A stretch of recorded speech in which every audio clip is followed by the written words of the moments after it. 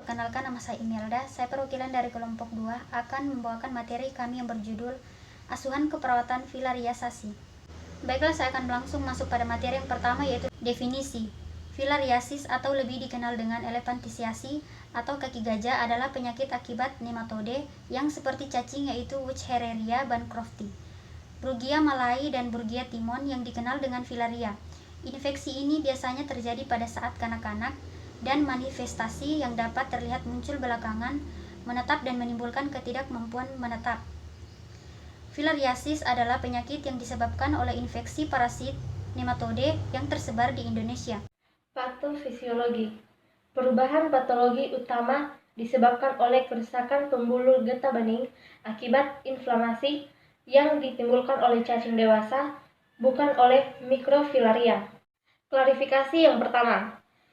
Filariasis malai disebabkan oleh Brugia malai. Yang kedua, filariasis timori yang disebabkan oleh Filariati petimori.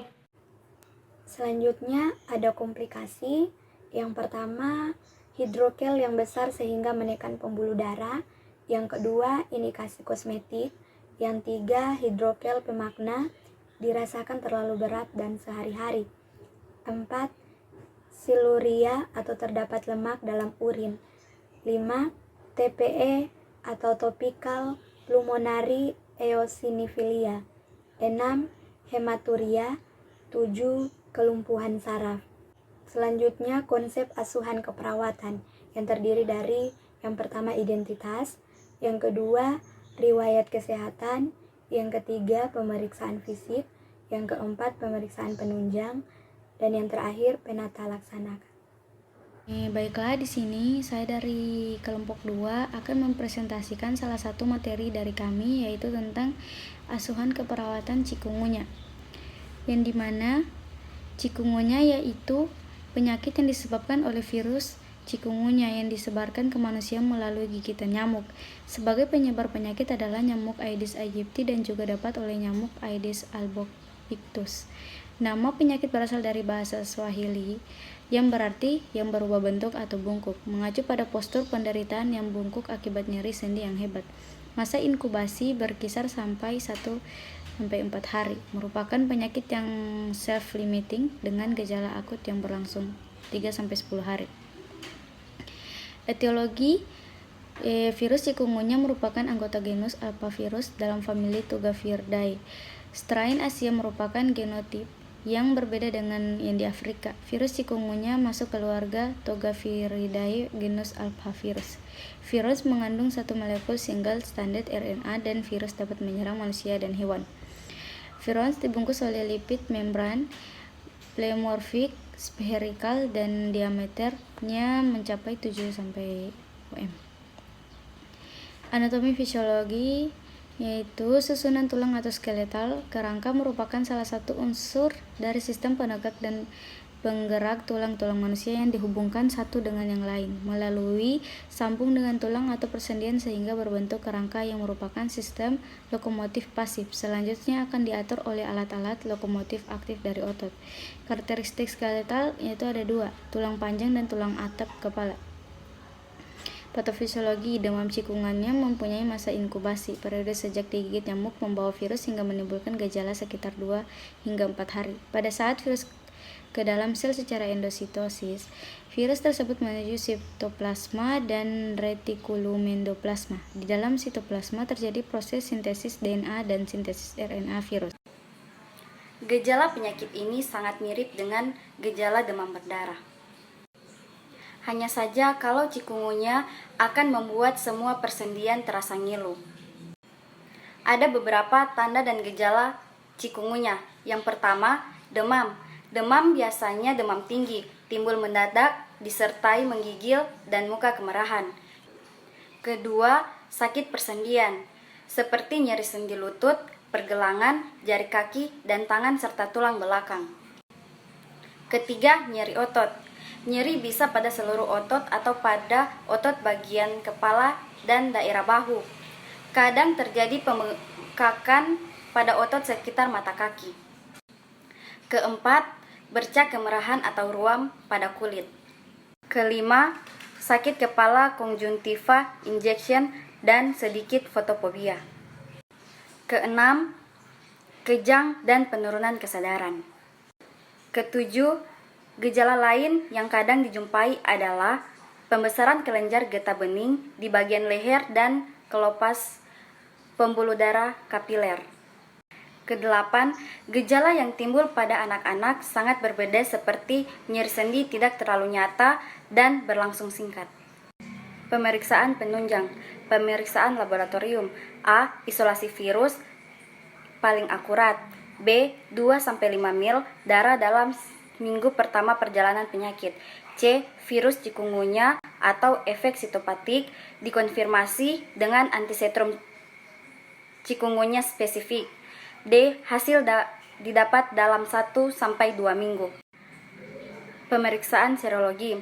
A. 10-15 mil darah pada fase akut, segera setelah onset klinik terjadi, dan pada fase penyembuhan 10-14 hari setelah sampel 1 diambil.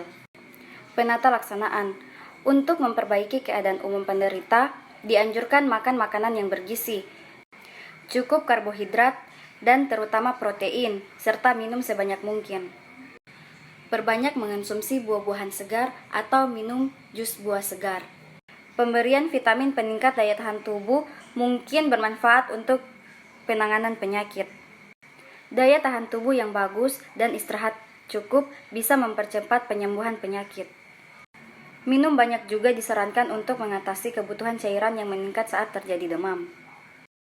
Komplikasi yang pertama myelomonogenasefalitis, yang kedua indrom Guillain-Barré, ketiga hepatitis fulminan, keempat miokarditis, kelima perikarditis, keenam infeksi asimptomatik sering terjadi dan ini menyebabkan terbentuknya imunitas terhadap virus atau tidak ada serangan kedua.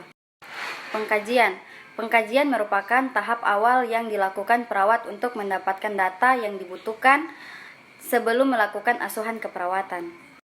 Pengkajian pada pasien dapat dilakukan dengan teknik wawancara, pengukuran, dan pemeriksaan fisik. Tahap-tahapannya meliputi: pertama, mengidentifikasi sumber-sumber yang potensial dan tersedia untuk memenuhi kebutuhan pasien. Kedua, kaji riwayat keperawatan. Ketiga, kaji adanya peningkatan suhu tubuh, tanda-tanda pendarahan, mual, muntah, tidak nafsu makan, nyeri ulu hati, nyeri otot dan sendi, tanda-tanda syok, denyut nadi cepat dan lemah, hipotensi, kulit dingin dan lembab, terutama pada ekstremitas, sianosis, gelisah, penurunan kesadaran. Diagnosa keperawatan yang muncul: pertama, peningkatan suhu tubuh berhubungan dengan inflamasi. Kedua, nyeri berhubungan dengan proses patologis penyakit. Ketiga, gangguan pemenuhan kebutuhan nutrisi kurang dari kebutuhan berhubungan dengan mual, muntah, anoreksia. Keempat, kurangnya volume cairan tubuh berhubungan dengan peningkatan permeabilitas dinding kapiler. Kelima, kurang pengetahuan tentang penyakit. Intervensi. Pertama, observasi tanda vital. Suhu, nadi, tekanan darah, pernafasan setiap 3 jam, rasional. Tanda vital merupakan acuan untuk mengetahui keadaan. Kedua, kaji tingkat nyeri yang dialami pasien, rasional untuk mengetahui berapa nyeri yang dialami pasien. Ketiga, berikan makanan yang mudah ditelan seperti bubur, rasional, membantu mengurangi kelelahan pasien dan meningkatkan asupan makanan. Keempat, berikan obat-obatan antiemetik sesuai program dokter. Rasional, antiemetik membantu pasien mengurangi rasa mual, muntah, dan diharapkan intake nutrisi pasien meningkat. Kelima, observasi tanda-tanda syok. Rasional, agar dapat segera dilakukan tindakan untuk menangani syok. Keenam, observasi latar belakang pendidikan klien. Rasional, untuk mengetahui penjelasan sesuai dengan tingkat pendidikan klien. Ketujuh, jelaskan tentang proses penyakit, perawatan, dan obat pada klien dan keluarga. Rasional, agar keluarga mengerti tentang penyakit cikungunya. Implementasi adalah tindakan yang dilakukan sesuai dengan rencana asuhan keperawatan yang telah disusun sebelumnya.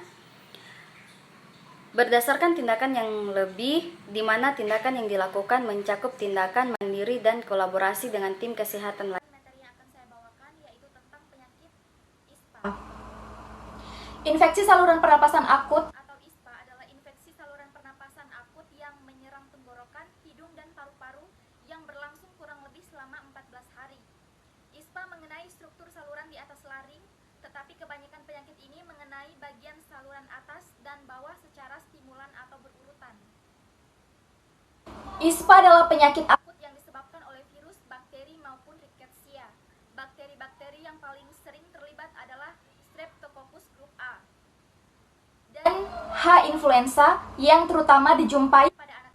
Selanjutnya, tanda dan gejala ISPA.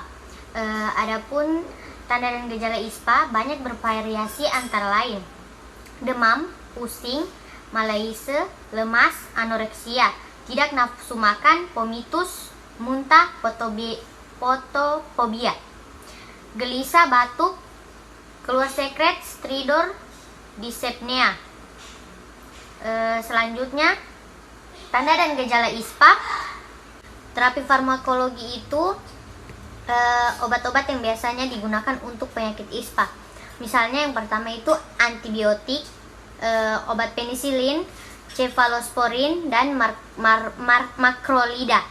Dan yang kedua itu ada juga golongan obat antitusif, kodein, dan dextrometropan. Dan yang terakhir itu golongan obat steroid. Yang pertama dexamethasone dan prednisone.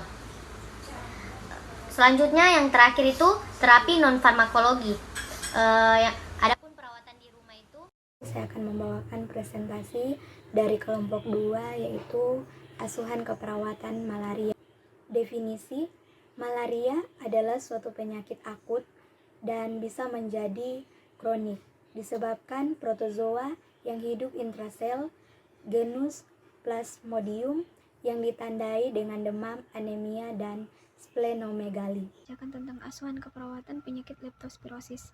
Leptospirosis adalah penyakit akibat bakteri Leptospira sp yang dapat ditularkan dari hewan ke manusia atau sebaliknya.